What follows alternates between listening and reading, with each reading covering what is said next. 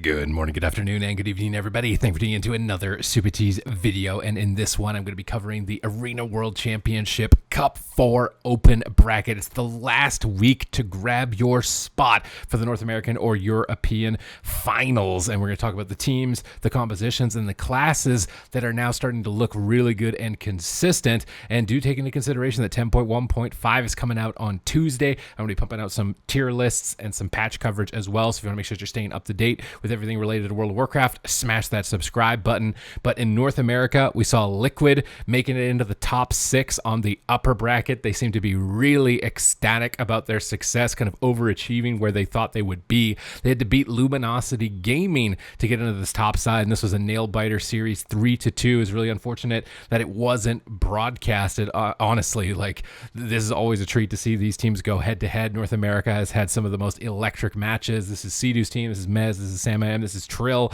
They've been really focusing down on an Evoker Subtlety Rogue Boomkin composition, and Trill plays a Subtlety Rogue build that everybody criticizes him for, but it's getting him the wins. So, I mean, he's playing a one-dance Subtlety Rogue, and it's just doing so much damage. Super One-Shot Frogs, we are once again seeing them in the upper bracket. This team focuses on Wizard Cleaves and spell damage, a lot of Elemental Shaman, Demonology Warlock, and most notably Resto Druid. Flop seems to be one of the only Resto Druids actually making it work since the changes. They got to the finals last week, and this was the finals of last week, Liquid versus Super One-Shot Frog, so it's likely going to be quite a treat of a series on that upper side.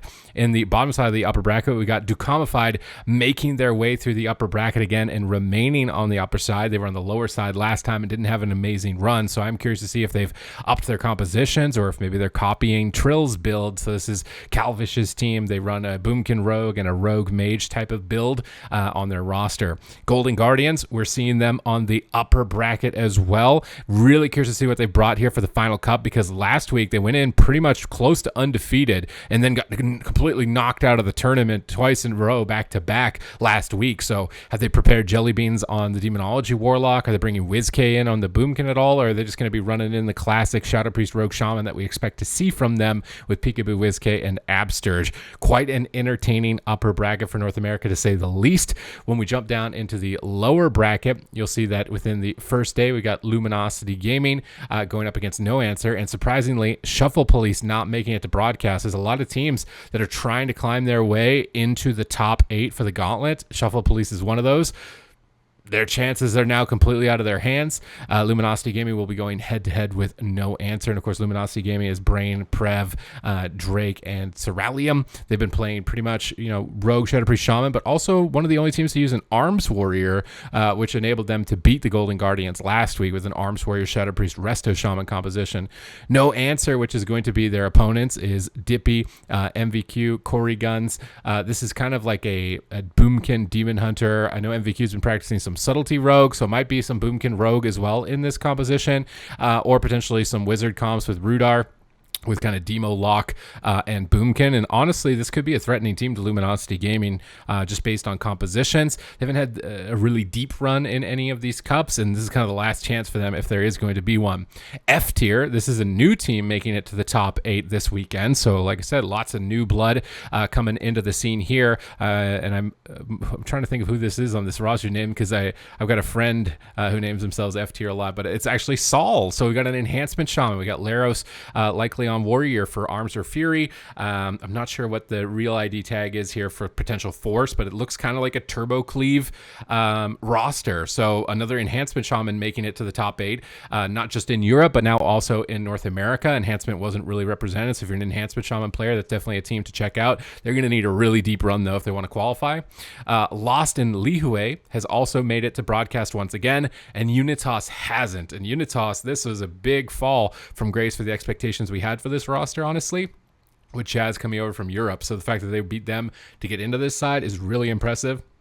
This team consists of Yosks, Jawa, Casca, and Cyfoxy. They were the only team that played a feral Shadow Priest Resto Shaman, and they beat so many teams and really put up a fight with that composition that nobody else is playing. Like right now, honestly, in the AWC, if you want to see a lot of different specializations and strategies, this is like the best time to do it at the moment. So I'm very curious to see how far they can make it in North America.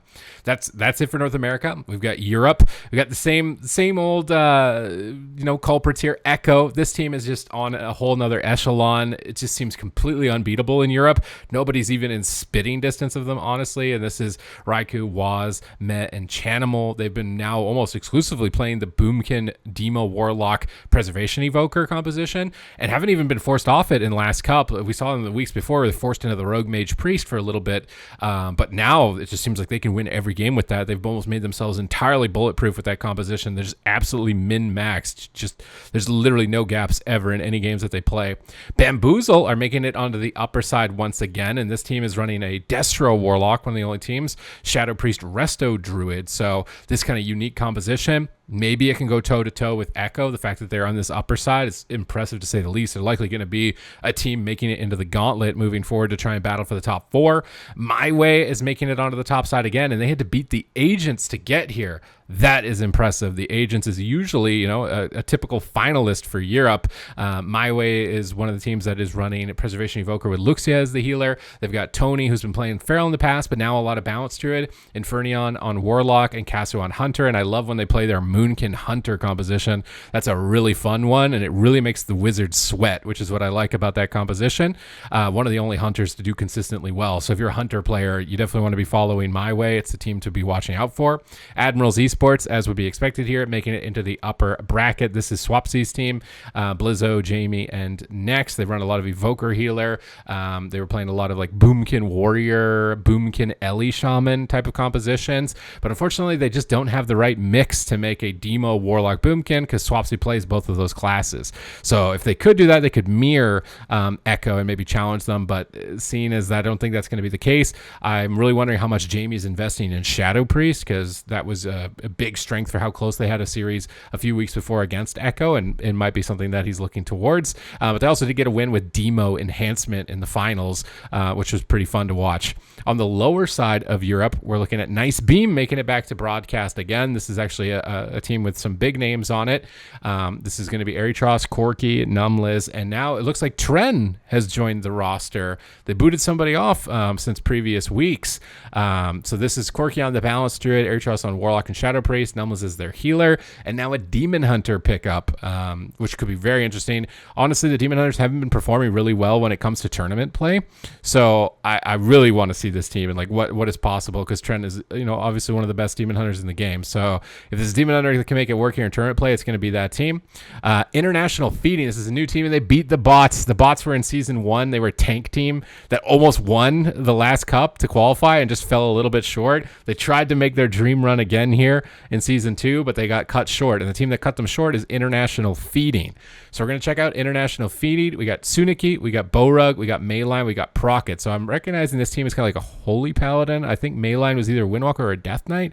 Procket was an Elemental Shaman. So some really, these are like old school names coming in here for the 4th cup to try and make their way all the way through and qualify into the gauntlet. But they're going to be, underdogs here to say the least, to make it that far and actually get into the top 8, but it's still possible at this point. The Agents, they're in the lower side. They knocked the Fiends out. We're not going to be seeing the Fiends here on the final cup, and honestly, I don't know if that means that we'll even see them in the top 8. They're kind of at the mercy of like International Feeding, Nice Beam, and Bonjour Bro. There's a lot of teams here that might push them out, so this is one of the crowd favorites with their Subtlety Rogue, Survival Hunter, Holy Priest, the only teams playing that composition. But the Agents obviously are going to be a monster down here. Asgarath, Brunhilde, Mercy, and Zepai. Asgarath playing a lot of Resto Shaman recently. Curious to see how much more reps he's gotten on the class, because obviously we've known him for a Resto Druid, but it hasn't been working for his team. They played some Shadow Priest Rogue. They've got a lot of Warlock and Elemental Shaman for compositions that we've seen so far from them.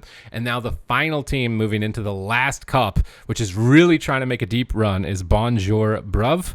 And this team is Gelubaba, Houghton, and XXL and Reeds. We didn't see them play last week, even though they made top 8. They had to forfeit. I think somebody couldn't show up, which was really unfortunate because they could have had a good run. Gelu has been having some really good tournament success on Mage, on Demonology Warlock, and this team was likely going to be like a Rogue Mage team, I was in my best estimation. So we'll have to see how well they can do. It looks like they beat the Casual Granddads, so that's already a pretty impressive strength. They're playing spoiler here in the last cup, man. The last cup's blown wide open. I think the only thing that's certain is Echo, right? But pretty much everybody else is just absolutely dogging on each other to get points to qualify for the finals, for the big money, for the big prize, for the title of AWC champion. It should be a really exciting final week. And if you enjoyed this video, please thumbs up. Comments down below with your thoughts. So who are your favorite teams? What are some of your favorite moments? Because honestly, there's been a lot of them. And other than that, thank you very much for watching the video. I will see you in the next one.